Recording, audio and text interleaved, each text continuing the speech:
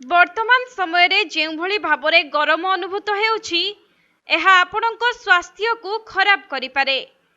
तेणु ग्रीष्म प्रवाह रे केउ सबु रोग आक्रांत होइथाए एवं केउ सबु समस्या उपजि थाए ताहा जानिबा सहित किपरि से सबु को दूरेई निजको सुरक्षित रखि पारिबे आसंतु से सबु उपाय संपर्क रे जानिबा। बढ़ुथिबा गरम अनेक विपज्जनक रोगर आशंका बढ़ाउछि। एभली परिस्थिति रे स्वास्थ्य प्रति विशेष ध्यान देवा उचित। तेबे स्वास्थ्य विशेषज्ञ माने कहନ୍ତି जे ग्रीष्म ऋतु रे सबुठारु बड़ समस्या हेउछि डिहाइड्रेशन अर्थात शरीर रे जलर अभाव।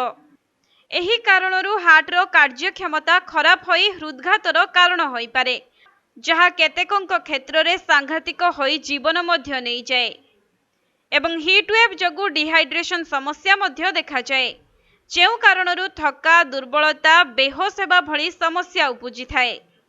तेनु हीट स्ट्रोक रु जथा संभव दूरे रहिबा उचित। आउ एथिपाई निज शरीर रे डिहाइड्रेशन हेबाकु दियंतु नाही। प्रति 2 घंटा रे पानी पियंतु। जेतेबेले आपण घरु बाहर को जाउछंती आपणक सहित पानी बोतल निश्चित नियंतु। जदि आपण सूर्य किरण को जानती तेबे मुंड को घौड़ांतु एवं आखि रे चश्मा पिंधंतु। सेहिपरि तरभुज एवं काकुड़ी परि जलीय फल खाइबा मध्य भल। तेबे साधारणतः ग्रीष्म ऋतु रे फूड पॉइजनिंग, टाइफॉइड एवं आखि इन्फेक्शन परि रोग होइथाए। डाक्तरंक कहिबा अनुसारे मुख्यतः ग्रीष्म ऋतु रे ही पेट व्यथा, बांती एवं डायरिया भली समस्या देखा दिए। एहार कारण हेउछि फूड पॉइजनिंग। जेहेतु एही ऋतु रे खाद्य शीघ्र नष्ट होई जाए एवं सेथिरे बैक्टेरिया होई जाए, तेणु खाइबा समय रे फूड पॉइजनिंग हेबार आशंका बढ़ी थाए। सेथिपई दीर्घ समय धरी रखा जाइथिबा खाद्य को खांतु नाही आउ जथा संभव स्ट्रीट फूड रु मध्य दूरे रुहंतु। तेबे टाइफॉइड खरा दिन समय रे एक बड़ समस्या होई पारे। एहार अधिक मामला पिला मानक ठारे देखा जाए।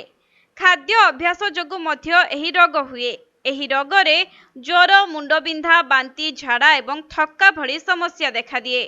एही समय रे टाइफॉइड मामला मध्य वृद्धि पाउछि। एभली परिस्थिति रे स्ट्रीट फूड एवं स्टॉल खाद्य को एड़ाइबा उचित।